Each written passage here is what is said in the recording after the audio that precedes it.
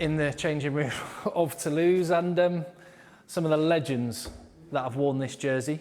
One of the men that pulls that on these days is Jack Willis. Jack Willis, how you doing? Good, thank you. How's fatherhood? Yeah, good. Not too bad. We've got 2 now, so just getting used to life with 2. It's a little bit of chaos, but she's sleeping okay, so not too bad.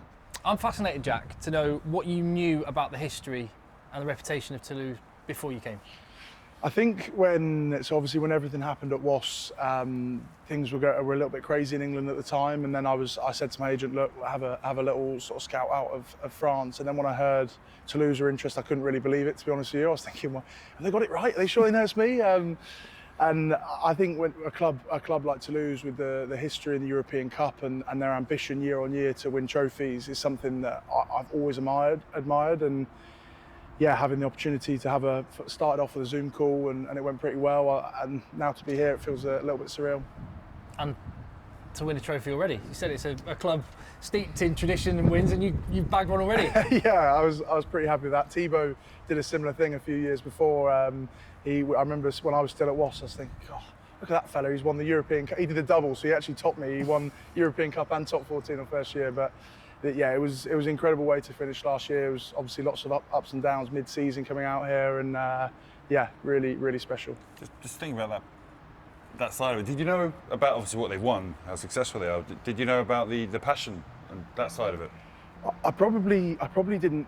I probably underestimated how passionate the fans were. I think whenever we played abroad in Europe, the fans were great and amazing, but I don't think you can fully understand it until you're here and you take in the build-up. When we drive them in the bus, it's the loudest I've ever experienced. Even at this stadium, it's 20,000 here, and it feels so on top of you. The fans screaming, and you get off the bus, and it's just bouncing from start to finish. I've fallen in love with it, really. And what does that do to you as a player? Because it's week on week, home and away.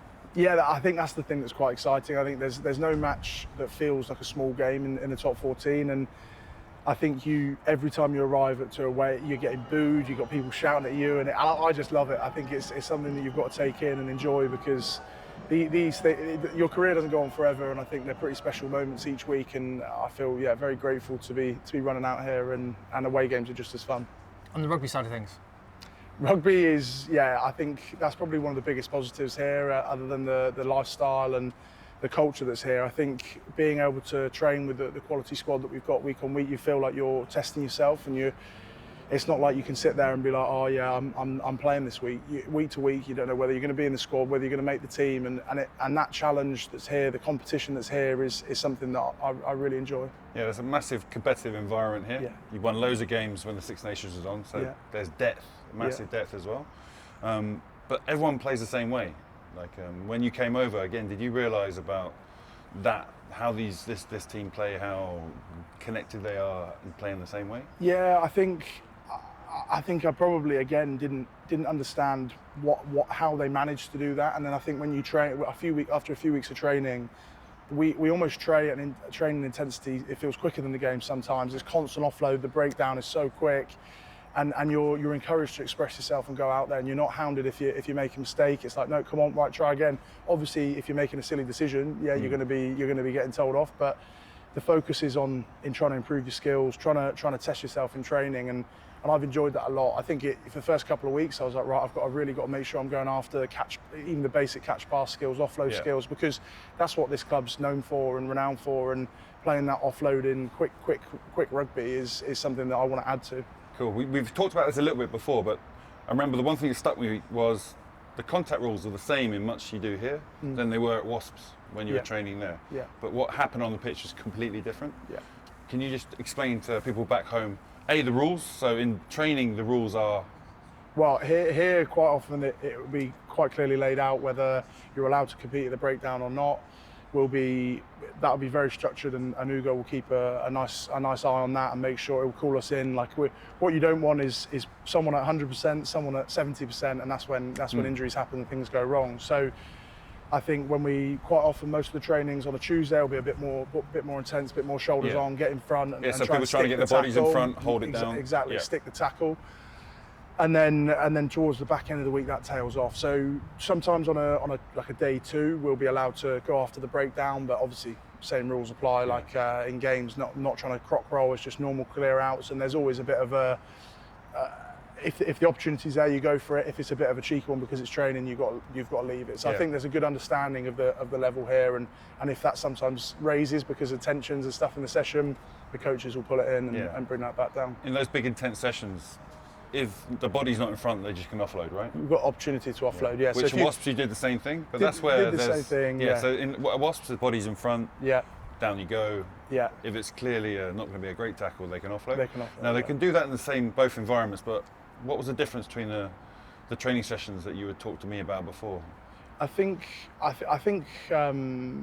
sometimes if you have the mentality here is to create the space and go through the space. You've always got people flooding the channels, going after it.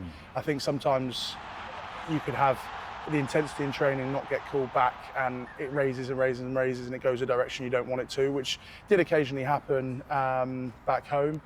I think here the focus is very much on running those support lines, running those after those offloads. So I think if you don't have two men in the tackle, then there is the opportunity to offload, and people understand that here. Whereas I think if you're trying to leg drive through people, which again used to happen a little bit back home, it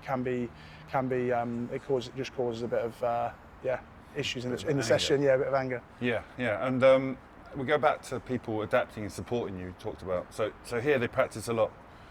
When that player does get the one-on-one tackle, how those guys supporting him are in behind, on the side, ready, and he knows roughly where they're going to be. Yeah, supporting them, they're ready for the offload. Yeah, I'd say so. I think it's something that you've got to make sure you get a balance. There was one a couple of weeks ago where I've tried to hit the line to get an offload, but if the guy doesn't get the offload, you've got to work hard to get round into that breakdown, because otherwise you create that space.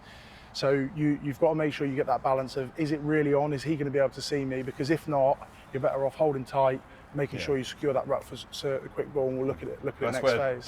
The better you know the players you're playing with, the more you know he's going to offload it. That guy doesn't do it, so I support him and hit the ruck. Exactly. It's that kind of knowledge from man to man. Definitely, and I think that's the good thing about what we do here with in training is you really get to know each other's sort of strengths, weaknesses, where the confidence lies in that player. They will be looking to offload, because we are encouraged to do that in sessions as well.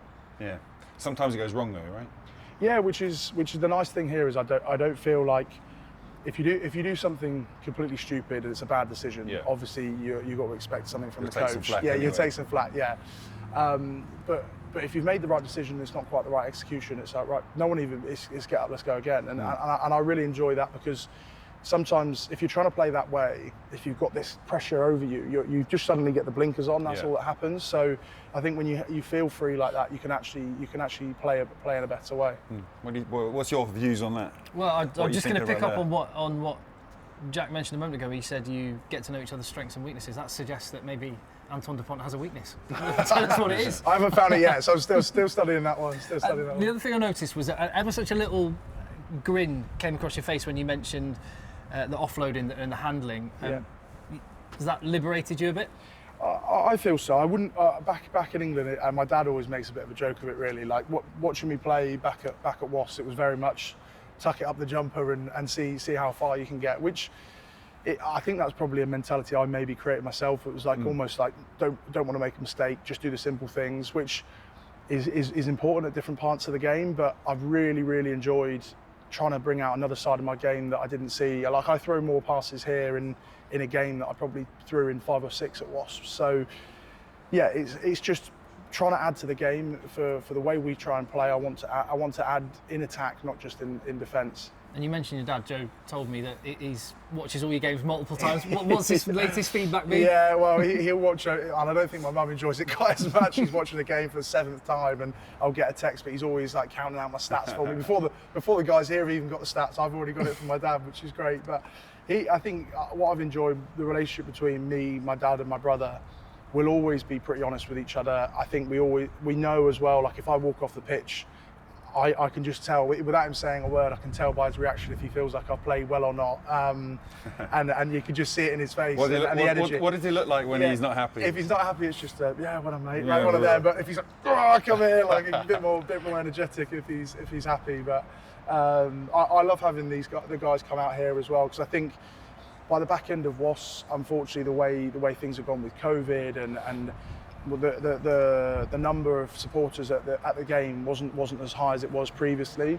Whereas to come here and then all of a sudden be a packed stadium and people just screaming and so passionate throughout the entire game, to then have my family come out and experience that sat in the stands, I think they've loved it, and the stuff after the match as well. They've got food, they've got wine, beer, and everyone's just sort of enjoying the wider occasion, which is good to see. Oh, awesome. Well, we're coming up to the money matches, aren't we? So this is go time for you and your Stade Toulousain teammates, Jack. So thanks so much for your time. Thank you very much. Thanks, guys.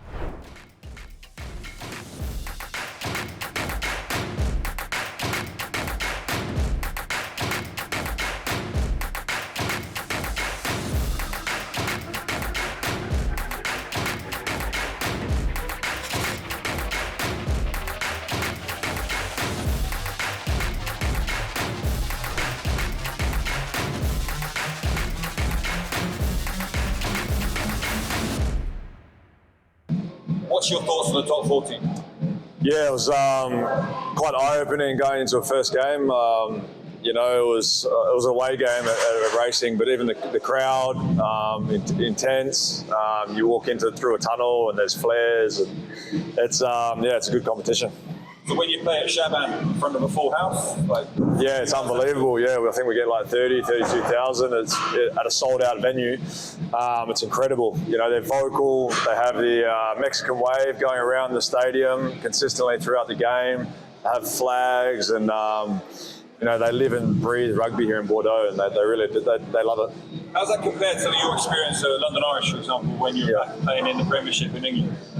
Yeah, I think I have two sides of that. We're out at Majeski Stadium at the start of my career with London Irish, and we'll get about 2,000-3,000. And we moved to Brentford, and then we established about 10,000. But yeah, probably a third of the crowd and the atmosphere. London Irish still had a good fan base, but in France they absolutely love rugby. It's like they live and breathe it. Like I say, like we get people that are training today. It's snowing, and there's 50 people watching our training. So when you moved to the top 14, is that one of the things that came clear, that passion and desire for the game? Absolutely, yeah, absolutely. They know you by first name, and they know your kids, and you know it's incredible. For you two being from five in Australia, mauls and scrums are not a big part of it, but here I'd imagine when they get a hard on for fucking seeing an amazing maul. Fucking seeing a hard on for seeing the scrum and the maul, then it's a different kettle of fish, isn't it? It's a different place. Yeah. Definitely a different place. Right, what about the top 14 as a competition? You playing Super Rugby, URC, whatever it's called, back when you were playing in Super Rugby in the Premiership, that top 14 competition, how does it compare to what you played in before? In England or in Australia or Ireland? I think firstly, like the brand of rugby is different and new. So you know, I've been playing now for a little bit less than this guy, but you know, learning different styles, coming from Australia, going to England, learning the way they play, and then coming over here and learning how they play. Yeah. The French rugby, they play a lot of what's in front of you, play to space, quite expansive rugby. But also the top 14 on the corporate side is quite a stable competition. Yeah. Where I was at the Western Force, they got cut. I go to London Irish. Maybe it's just me. I go to London Irish. They go into administration, where the top 14 is so stable. You know, they've got a very good salary cap. They pay their players well, and they expect them to play for that. Yeah, the stability, the business plan side of it. It's interesting you talk about the rugby as well. Yeah. Like Aussies are very organised. English rugby on the whole, very, very organised. Yeah. What do you think about the way they play in France? They want to play expansively. Yeah. How would you explain that to someone in Australia or England? Ditto for you, Kane. It's sort of like they always speak of it, the French flair. Like they, when they're on, but sometimes it can go to absolute shit too. Like they're trying like to throw it out wide and do something, and the game ends up being scrappy. But like if it's a nice sunny day, like it's pretty cool to watch. Like we've had some big score lines and stuff. So when that happens, it's a good day. But you've been there 6 years now. Yeah. Did you notice it in the same way when you came over? the liberty they have to play. Because in Australia, your shapes and the set pieces and the moves, it's very like chess pieces. You've got to go here, you've got to do this. England is not too dissimilar. You play these massively organised games. So in France, you see that amazing rugby. We talk about you boys playing this year. Incredible rugby, incredible tries. We'll get onto that in a second. But the reason that happens is due to this way they play quickly at the right time. And all that, do you think? Is that a difference with your rugby you played before? Well, I've had like a few different coaches here too, so it's that sort of changes. And Urios, for example, was more control. And then Yannick has spent a couple or a year abroad, and he's sort of open to new things too. So we've got the Irish coach Noel this year, and so there's, we're taking sort of little bits from different. All the coaches have got different experiences, so it's a bit different again this year. But yeah, the same. Like we have got the backs to sort of run and do things this year, which is awesome. So if Adam arrived 2 years ago, Urios, he probably would have had a different take, do you reckon? Yeah, I'd say. Like I actually. Christoph was very organised, and this is how we're going to work. This is the schedule, and he, like, everyone does what he says. And this year it's a bit I actually like the schedule this year, where we finish earlier, where less meetings and stuff is good.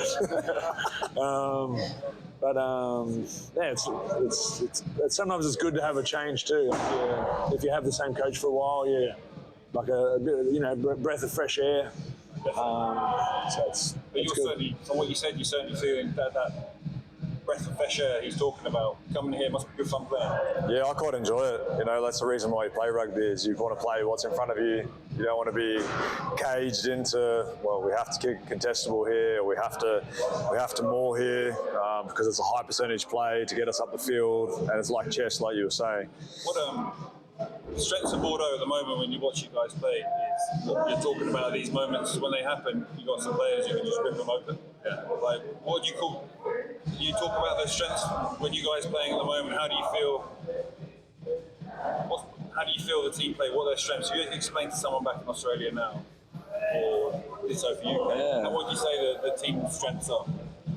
Oh, like when we do our job, like, it just looks so easy for the backs. Like if we've done 3 good rucks in a row, that space just opens up and you see the boys. So it's it is like backs and forwards have got to all do the work. But like if we're not given momentum, we're not sucking all the defenders in.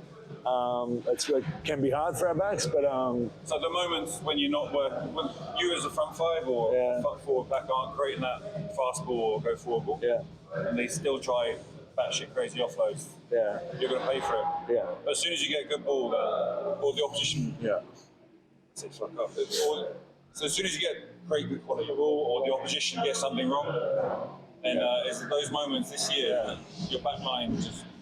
Well, how would you describe what they do? Is it good to watch?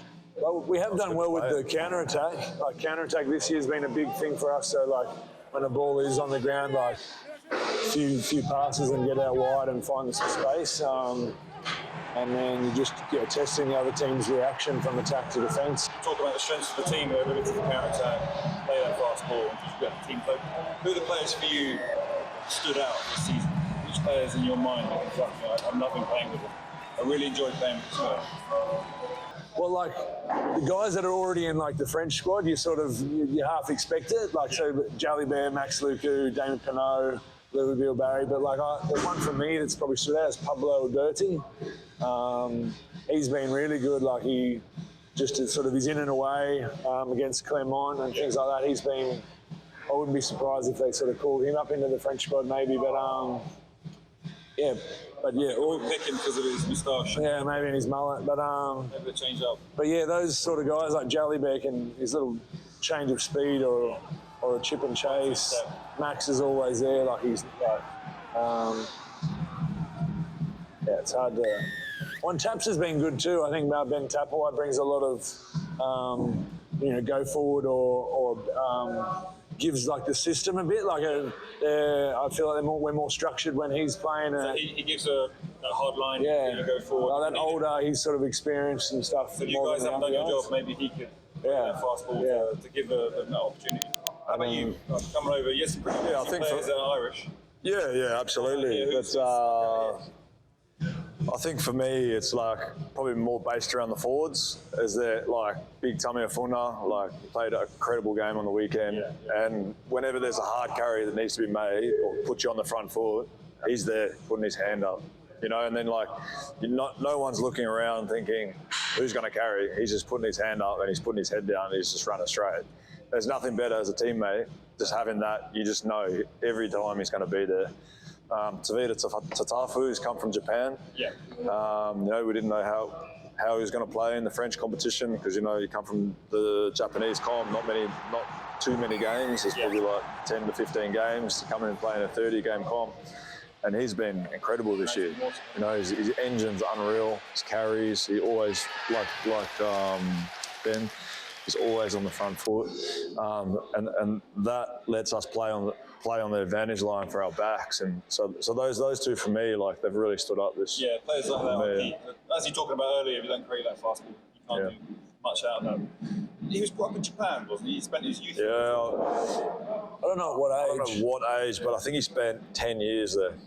So he's got a Japanese wife, speaks fluent Japanese, writes Japanese. Japanese work ethic. Yeah. It's a good mix with the genes he's got. Kane, Adam, thanks so much, guys. Picking the ones to watch for the Toulouse team is really difficult. They are littered with incredible players, but we've gone for 3 players from stars to young, unknown talent. We can't do a Toulouse ones to watch without including this guy. He's got so many superpowers. He kicks the ball more than 50 metres. His pass and his ability to get the ball away from the ruck is incredible. Classic 9 skills he's got in droves. But it's that ability to understand where everybody on the pitch is at all times. Space for him, bam, he's gone. Draw dropping moment. Space for his teammates, he'll make the right pass. Always the right decision, always the right call, and amazing skill and athletic ability to back it up. Love watching him. We're moving on to someone who is the champion of counter-rucking and stealing, Jack Willis. In France, last year, they didn't know him and his abilities very well, but now they do. He's hitting 30 tackles in European Cup finals, but above all else, this year his jackling has been phenomenal, stealing 6 against Paris and turning the game for every match, giving Toulouse that turnover ball they thrive on. Paul Coste is that young, unknown talent. He came into the squad last year, scoring his first try at 20 years old. He is an all-court player. In attack, he take on the line, break tackles, and his offloading ability is fantastic. But the reason I love this kid is because in defence, he's tenacious like a lion. He's awesome.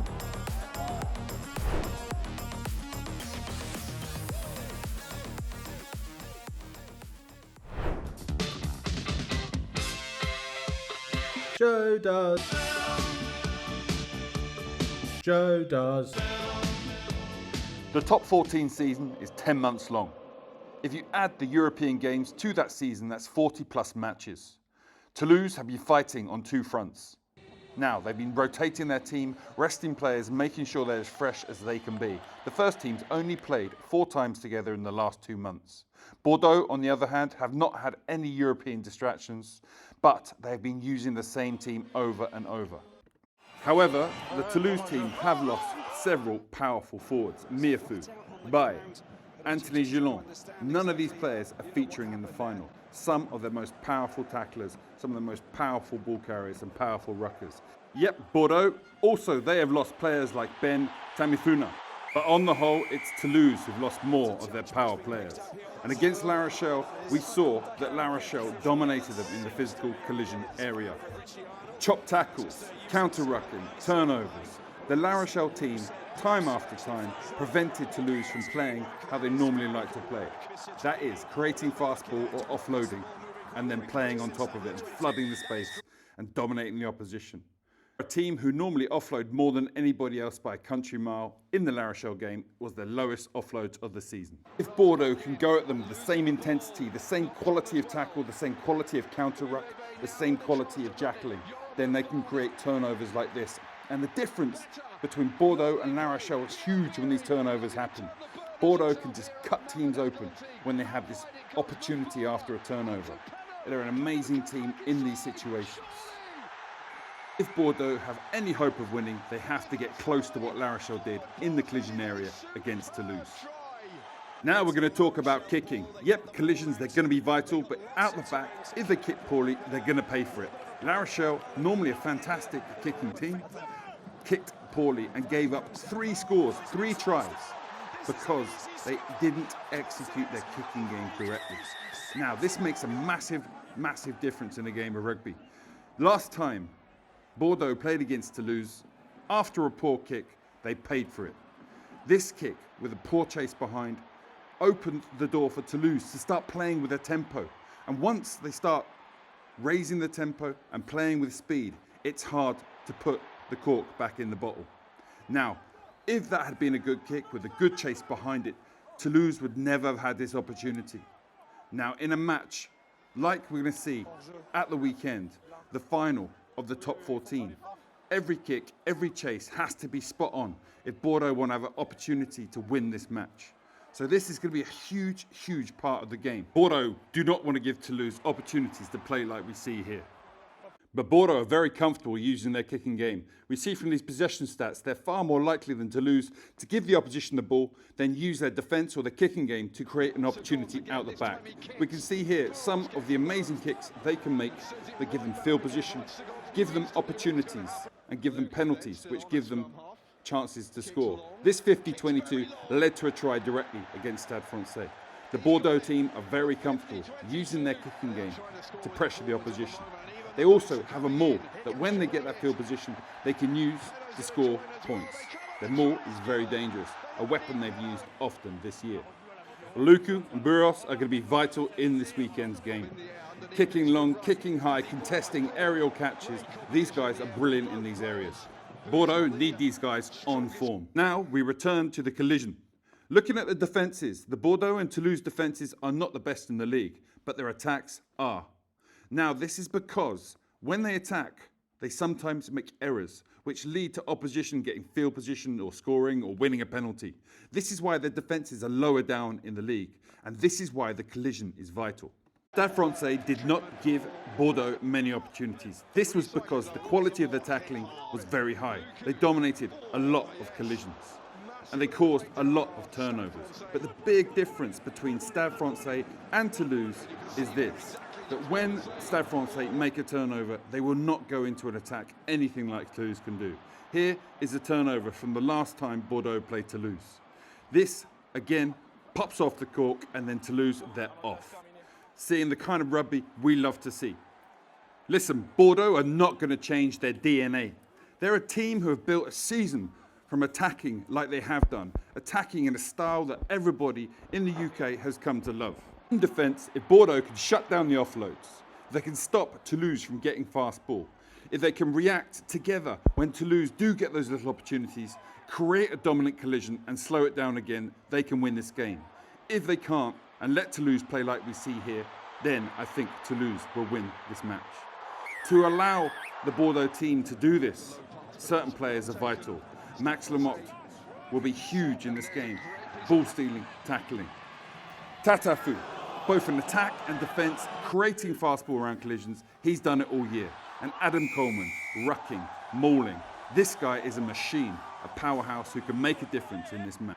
Whichever side's going to lift the Brennus, they're going to have to kick well, but above all else, those collisions are going to be the factor that decides whether Brennus goes back to Toulouse or Bordeaux. Champions 2022-2023. The Bouclier de Brennus in the hands of Weenie Antonio, Antoine Dupont. The celebrations at the Stade de France.